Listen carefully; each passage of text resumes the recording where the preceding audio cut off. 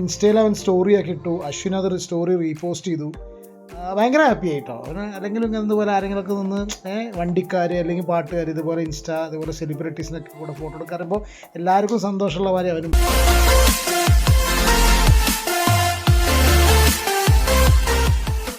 Hi guys, good morning, good evening, good afternoon. എന്തൊക്കെയുണ്ട് വിശേഷം? എല്ലാവരും അടിപൊളിയായിട്ടിരിക്കുന്നതായിരിക്കുന്നു.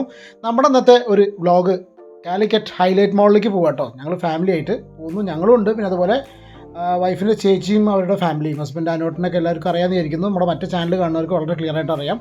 ഹൈലൈറ്റ് മോളിൽ ഡ്രസ്സ് എടുക്കാനാണ് പോയത്. പക്ഷേ അവിടെ എത്തിയപ്പോൾ നമ്മുടെ കുട്ടപ്പൻ ഓൾവേസ് ഏതൊരു ചെക്കന്മാരെയും പോലെ ഒരു വണ്ടി ഫാനാണ്. അപ്പോൾ അവന് ഡ്രൈവിങ് ഭയങ്കര ഇഷ്ടമാണ്. എന്ന് വെച്ചാൽ 18 വയസ്സാവാത്തത് കൊണ്ട് വണ്ടികളൊന്നും കൊടുക്കാൻ വയ്യ. ആൾക്കിപ്പോൾ 14 വയസ്സായിട്ടുള്ളൂ. അവൻ്റെ ബർത്ത്ഡേ ആയിരുന്നു കുറച്ച് ദിവസം മുന്നേ. അപ്പോൾ ബർത്ത്ഡേക്ക് എന്നോട് ആവശ്യപ്പെട്ട ഇത്ര മാത്രമാണ്, എനിക്ക് കാലിക്കറ്റ് പോകുന്ന സമയത്ത് വെച്ചാൽ ഗോ കാർട്ടിങ് ചെയ്യണം എന്നുള്ളത്. അപ്പോൾ ഇവിടെ ഈ ഹൈലൈറ്റ് മോളിൽ സ്പീഡ് വേ കാലിക്കറ്റ് എന്ന് പറഞ്ഞൊരു ഗോ കാർട്ടിങ് നിങ്ങൾ പോയിട്ടുള്ളവർ കമൻറ്റ് ചെയ്യുക. ഇല്ലെങ്കിൽ നിങ്ങൾക്ക് കുട്ടികൾക്കൊക്കെ അതേമാതിരി വണ്ടി ഓടിക്കാൻ ഒരുപാട് താല്പര്യമുള്ള ആൾക്കാരാണെന്നുണ്ടെങ്കിൽ നേരെ പോകാൻ പറ്റിയ സ്ഥലമാണ് സ്പീഡ് വേ കാലിക്കറ്റ്. നമ്മുടെ ഫുഡ് കോർട്ടിൻ്റെ ഏറ്റവും മുകളിലാണ് കേട്ടോ ഹൈലൈറ്റ് മോളിൽ. അടിപൊളിയാണ്. നമ്മളിങ്ങനത്തെ റോട്ടിലൂടെയൊക്കെ വണ്ടി ഓടിക്കുന്നില്ല, നമുക്ക് അതിൻ്റെ ആവശ്യമില്ലല്ലോ, താല്പര്യം അത്ര ഇല്ല.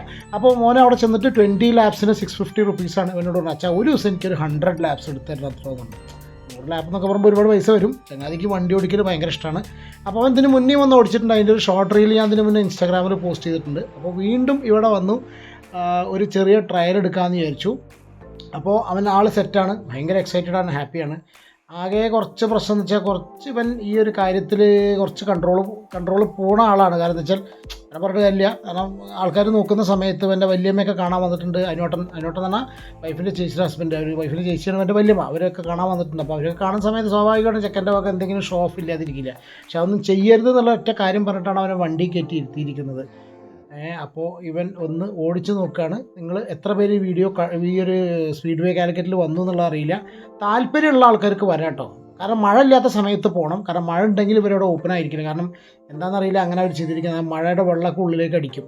കണ്ടോ, അവർ ഭയങ്കര ടെൻഷനിലാണ്. ഒന്നാമെന്ന് വെച്ചാൽ എൻ്റെ വല്യമ്മയ്ക്കൊക്കെ ഭയങ്കര ടെൻഷനാണ്. അവൻ എന്തെങ്കിലും ചെയ്യാന്ന് പറഞ്ഞു കഴിഞ്ഞാൽ ഇങ്ങനെ ഇതുപോലെ വണ്ടി കാര്യങ്ങളൊക്കെ പോകാറുണ്ട്, ഭയങ്കര ടെൻഷനാണ്. പക്ഷെ അതൊന്നും മൈൻഡ് ചെയ്യാതെ വിധു ഇവിടെ ഉണ്ടായിരുന്നില്ല. കാരണം വിധു കുട്ടീനെ കളിപ്പിക്കാൻ വേണ്ടി താഴേക്ക് പോയി. അവിടെ താഴെ ഈ മറ്റേ ജമ്പിങ് ഉണ്ടല്ലോ, ജമ്പിങ് കാസിൽ അവിടെ ബൗൺസ് അതിൽ കുട്ടീനെ കളിപ്പിക്കുകയായിരുന്നു. അപ്പോൾ അതുകൊണ്ട് അവളവിടെ ആയതുകൊണ്ട് പിന്നെ കുറച്ച് സമാധാനം ഉണ്ട്. ഇല്ലെങ്കിൽ സ്പീഡ് ഇറക്കി കാണാന്നൊക്കെ പറഞ്ഞ് ഭയങ്കര കരച്ചിലായിരിക്കും. അപ്പോൾ എന്തായാലും ചങ്ങാതി ഇതൊന്ന് ഓടിച്ചു നോക്കട്ടെ.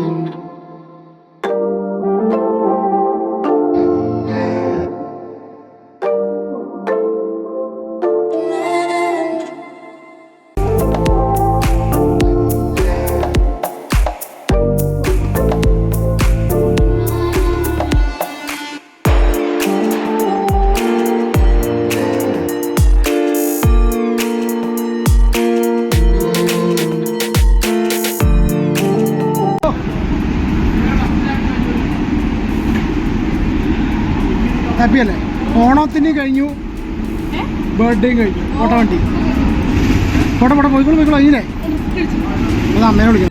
അത് കഴിഞ്ഞ് ഷോപ്പിങ്ങിന് പോയപ്പോൾ അവിടെ വെച്ചിട്ട് അശ്വിൻ ഭാസ്കറിനെ കണ്ടു. നമ്മുടെ റീമിക്സ് സോങ്സ് ഒക്കെ ഉണ്ടാക്കുന്ന അശ്വിൻ ഭാസ്കർ ഉണ്ടല്ലോ.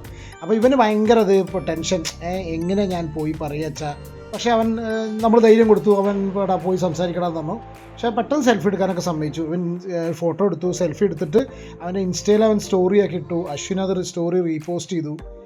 ഭയങ്കര ഹാപ്പി ആയിട്ടോ അവന്. അല്ലെങ്കിൽ ഇതുപോലെ ആരെങ്കിലുമൊക്കെ നിന്ന് വണ്ടിക്കാർ അല്ലെങ്കിൽ പാട്ടുകാർ ഇതുപോലെ ഇതുപോലെ സെലിബ്രിറ്റീസിനൊക്കെ കൂടെ ഫോട്ടോ എടുക്കാറുമ്പോൾ എല്ലാവർക്കും സന്തോഷമുള്ള മാതിരി അവനും ഭയങ്കര ഹാപ്പി ആയിട്ടോ. അപ്പോൾ അങ്ങനെ അശ്വിനെ കണ്ട് കുറച്ച് നേരം സംസാരിച്ചിട്ട് അവിടുന്ന് നേരെ പോന്നു. അവനും ഭയങ്കര ഹാപ്പി. അവൻ ഹാപ്പി കണ്ടപ്പോൾ നമ്മളും ഭയങ്കര ഹാപ്പി. ഇനിയാണ് നമ്മുടെ ഐറ്റം, നമ്മുടെ ഫേവറേറ്റ് പാർട്ട്, നമ്മളെ അടിപൊളി ഭാഗം. താഴെ വന്ന സമയത്ത് അൾട്രാ വയലറ്റ് F77 എന്നൊരു വണ്ടിയുണ്ട്. അൾട്രാ വയലറ്റിനെ കുറിച്ച് നിങ്ങൾ കേട്ടിട്ടുണ്ടാവുന്നതായിരിക്കുന്നു. ഇലക്ട്രിക് സൂപ്പർ ബൈക്ക് പോലത്തെ ഒരു ബൈക്കാണ്. സൂപ്പർ ബൈക്ക് പോലത്തെ സൂപ്പർ ബൈക്ക് തന്നെയാണ് തോന്നുന്നുണ്ട്. സൂപ്പർ ബൈക്ക് തന്നെയാണ് തോന്നുന്നുണ്ട്. നമ്മൾ കണ്ടാൽ തന്നെ ഒരു സൂപ്പർ ബൈക്ക് സ്റ്റൈലാണ്. ഇലക്ട്രിക്, അത് കംപ്ലീറ്റ്ലി ഇലക്ട്രിക്കാണ് കേട്ടോ ഈ വണ്ടി. കൊച്ചി ബേസ്ഡ് ആണ്. അൾട്രാ വയലറ്റ് കൊച്ചിയുടെ അവരുടെ എക്സിബിഷൻ, എന്താ പറയുക, അങ്ങനെ ഒരു വണ്ടി അവിടെ ഡിസ്പ്ലേക്ക് വെച്ചിട്ടുണ്ടായിരുന്നു. 2 മോഡൽ കണ്ടു, ഒരു സിൽവറും ഒരു ബ്ലാക്കും. രണ്ടും കളർ ചേഞ്ച് മാത്രമേ ഉള്ളൂ കേട്ടോ. നിങ്ങൾക്ക് എത്ര പേർക്ക് അറിയാം? എനിക്ക് അറിയായിരുന്നു. ദുൽഖർ സൽമാൻ അതിൻ്റെ ബ്രാൻഡ് അംബാസഡർ അല്ലെങ്കിൽ പരസ്യത്തിന് അഭിനയിച്ചു എന്നാണ് ഞാൻ വിചാരിച്ചിരുന്നത്. പക്ഷേ ദുൽഖർ സൽമാൻ ഇൻവെസ്റ്റ് ചെയ്തിട്ടുള്ള കമ്പനികളിൽ ഒരു കമ്പനിയാണ് കേട്ടോ അൾട്രാ വയലറ്റ്. ഇത് പിന്നെ ഇലക്ട്രിക്കാണ്. ഒറ്റ ചാർജിൽ 323 കിലോമീറ്റേഴ്സാണ് പോവുക. Top speed 155 km/h. 0 to 100 in just 7 seconds. ഇത് ടോട്ടൽ 4,60,000 രൂപയാണ് ഇതിന് പ്രൈസ് പറഞ്ഞിട്ടുള്ളത്. അതിൽ അവർ പറയുന്നത് എന്താ വെച്ചാൽ 1,00,000 കിലോമീറ്റർ അല്ലെങ്കിൽ 5 വർഷം വാറണ്ടി. പക്ഷേ ഇതിൽ ഏറ്റവും ഹൈലൈറ്റ് എന്ന് വെച്ചാൽ 40,000 രൂപ കൂടുതൽ കൊടുക്കുക. അതായത് 5 ലക്ഷം രൂപ മുടക്കി കഴിഞ്ഞാൽ 8 ലക്ഷം കിലോമീറ്റേഴ്സ്, 8 lakh kilometers അല്ലെങ്കിൽ 8 വർഷത്തെ warranty. Which ever is earlier ആയിരിക്കും. അതാണ് ഇതിൻ്റെ വാറണ്ടി കൊടുക്കുന്നത്. എനിക്ക് ബൈക്ക് ഇഷ്ടപ്പെട്ടു. ഒറ്റ പ്രോബ്ലം മാത്രമേ, നമുക്ക് ഈ സൂപ്പർ ബൈക്ക് എന്നൊക്കെ പറയുന്ന സമയത്ത് സ്വാഭാവികമായിട്ടും അതിനൊരു എക്സോസ്റ്റ് നിർബന്ധമാണല്ലോ. എക്സോസ്റ്റ് ഇല്ലാതെ അങ്ങനെ സൈലൻ്റായി പോകുന്ന ഒരു സൂപ്പർ ബൈക്ക് എന്ന് പറയുമ്പോൾ നമുക്ക് എന്തോ അങ്ങോട്ട് ആക്സെപ്റ്റ് ചെയ്യാൻ പറ്റുന്നില്ല. പക്ഷേ സംഭവം നന്ന് കേട്ടോ. കംപ്ലീറ്റ്ലി മെയ്ഡ് ഇൻ ഇന്ത്യ ആണ്. മെയ്ഡ് ഇൻ ഇന്ത്യ, ഇന്ത്യൻ പ്രൊഡക്റ്റാണ്. ബംഗളൂരു ബേസ്ഡ് കമ്പനിയാണ്. ഇതൊന്നും എനിക്ക് അറിയില്ലായിരുന്നു. സ്റ്റൈലിഷാണ്, ഇരിക്കാൻ കംഫർട്ടബിളാണ്. പില്ലിൻ്റെ കേസ് നമുക്കറിയില്ല.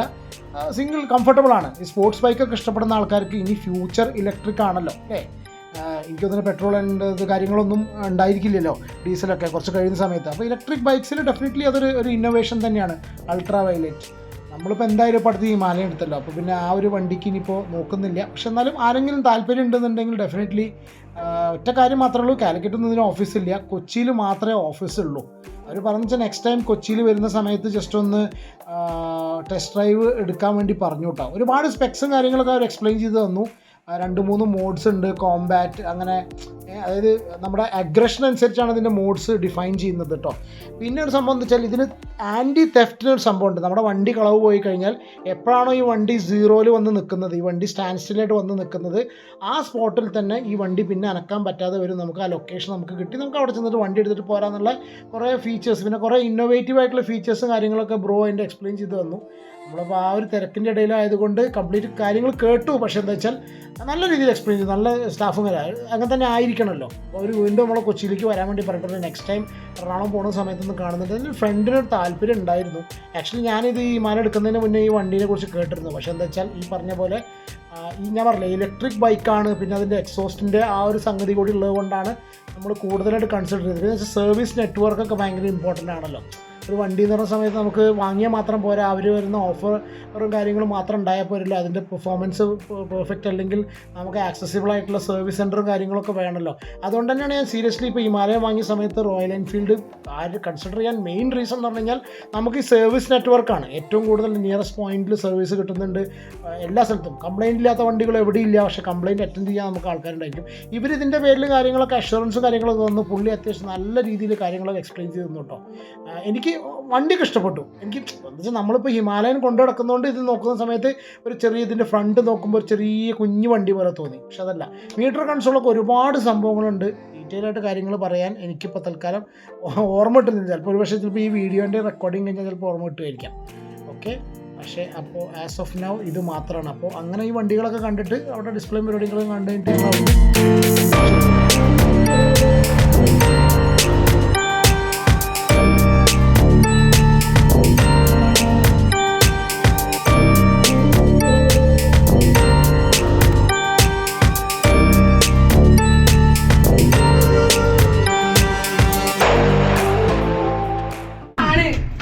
സംഭവം എന്താ വെച്ചാലേ വണ്ടി എവിടെ നിർത്തി എന്നുള്ളത് അറിയില്ല.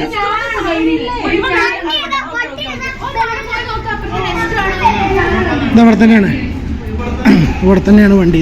ഇതാണോ? ഇതാ നിൽക്കണു ഇവിടെ തന്നെ. സംഭവം എന്താ വെച്ചാൽ വണ്ടി ഇതാ കണ്ടുപിടിച്ചു. Sorry sorry sorry sorry sorry excuse. അയാൾക്കത് ഇഷ്ടപ്പെട്ടില്ല കേട്ടോ. ഞാൻ ആ തിരിഞ്ഞു കളിച്ച മൂപ്പർക്ക് ഇഷ്ടപ്പെട്ടില്ല. പാവം.